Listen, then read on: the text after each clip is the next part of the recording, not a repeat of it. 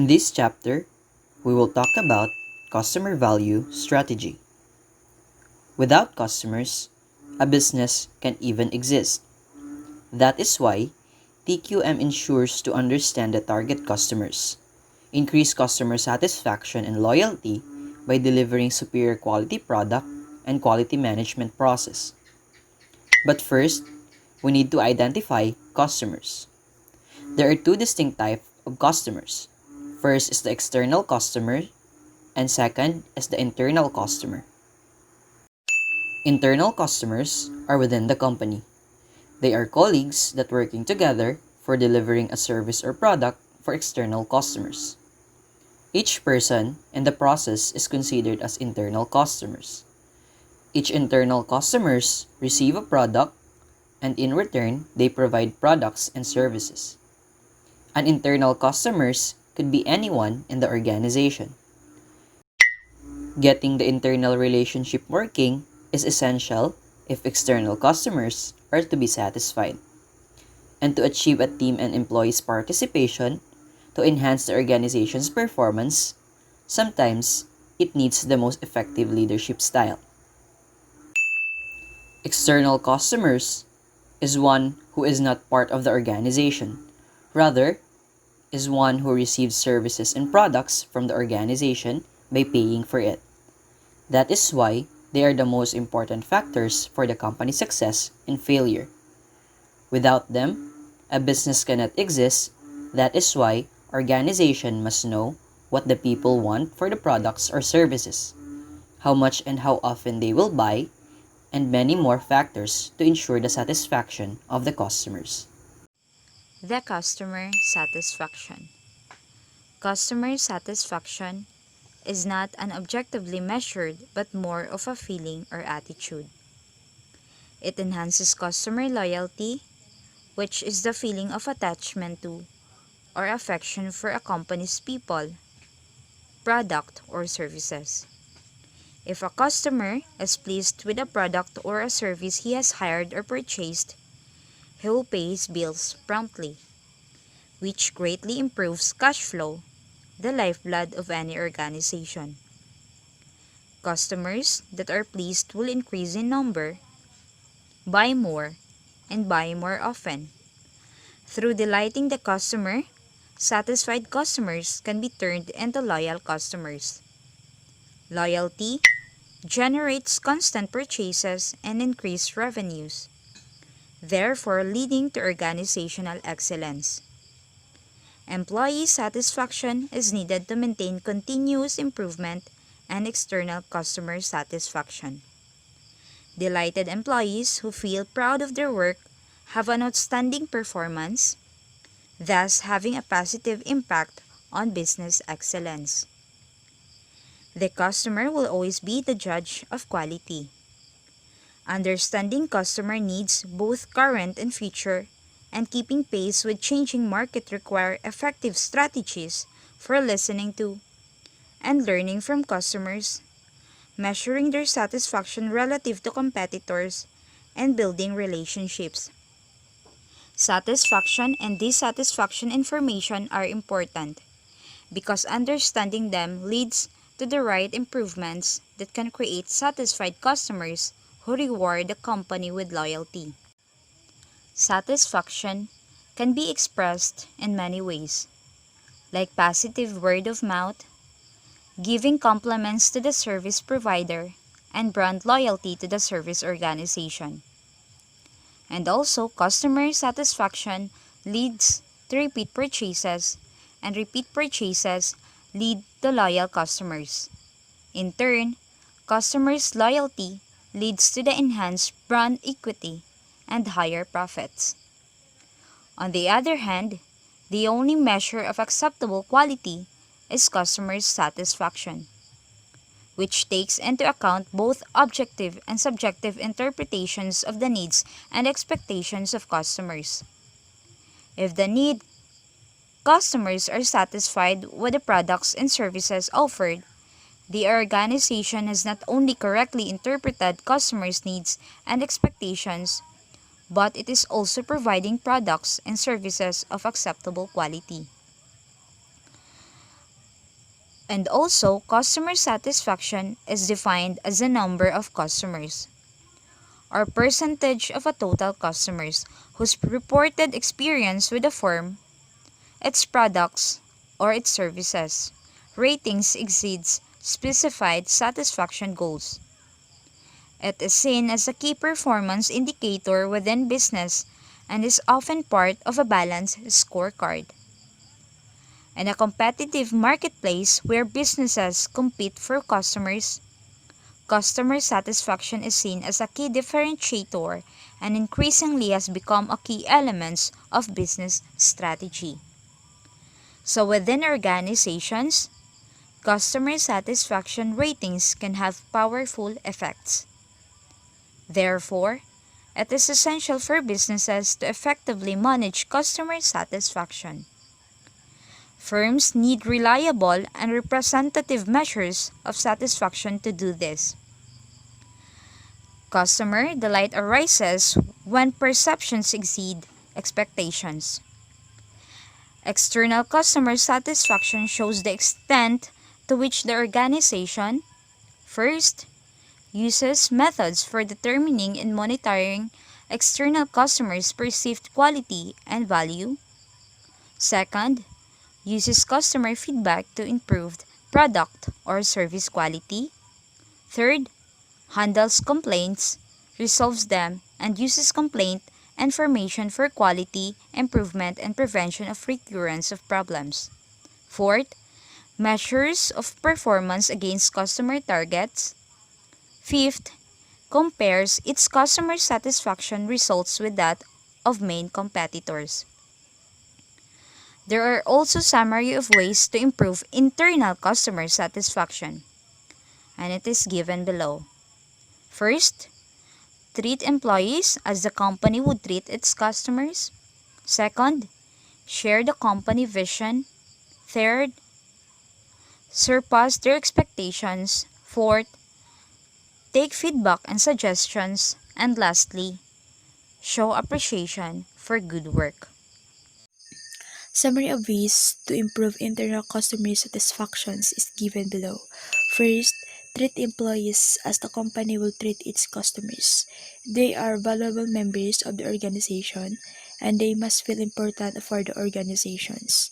Second, share the company visions. Communicating the company's vision with employees will make them feel they part of it and can help them to align their goals with those of the company. And the third, surpass their expectations. To make employees happy, offer unexpected gift or bonuses, raises team parties, and many more. The fourth, take feedback and suggestions.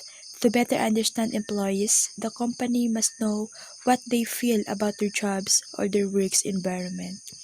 And the last, show appreciations for good work. Appreciate a good work done. Customer satisfaction method. Here are some of the methods that could be used to satisfy customers. First, encouraging face-to-face dealing with customers. This is the most discouraging and complex scary parts of interacting with the customers. It is important to meet the customers face-to-face at least one or twice in the course of a project so that the customers find it easier. 2. Respond to messages promptly and keep the client informed. All people know how annoying it is to wait days for a response to an email or phone call. It might not always be practical to deal with all customers' queries within the space of a few hours, but if one of it is not able to solve a problem right away, let the customers know he is working on it. Third, being friendly and approachable by customers. It is very important to be friendly, courteous, and to make client feel like a friend and one is there to help them out. The fourth, have a clearly defined customer service policy. Clearly defined customer service policy is going to save a lot of time and effort in the long run. Approaches of customer satisfaction. Here are the 7 approaches to customer satisfaction.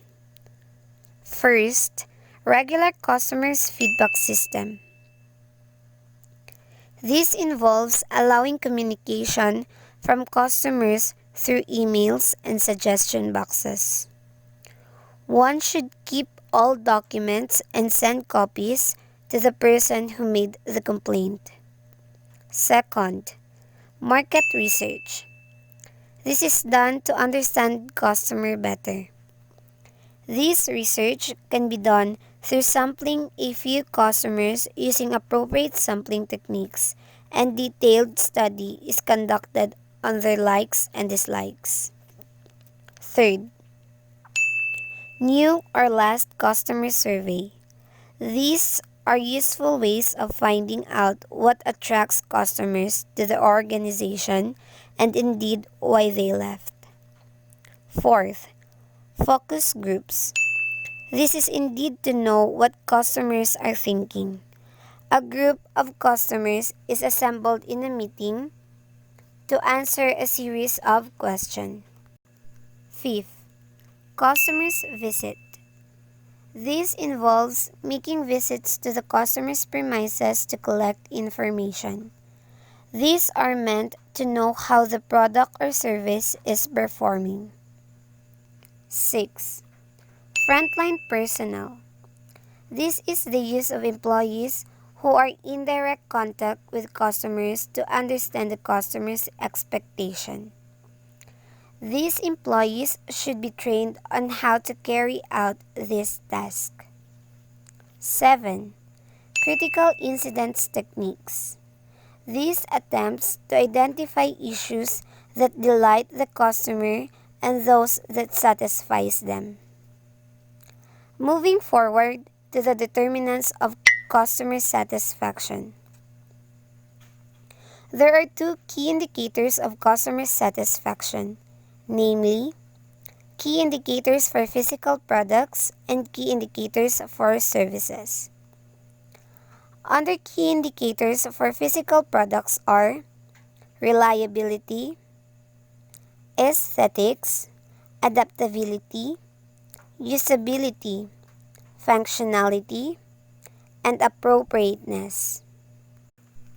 While under for key indicators for services, number 1 is friendliness or courteousness of employees, safety or risk of services, billing or invoicing procedures, responsiveness to requests, appearance of physical facilities, approachability of the service provider, willingness to listen to the customers, honesty and an ability to communicate in their language. Customer focus. Whatever companies do for quality improvement, it must always be remembered that only customers determine the level of quality.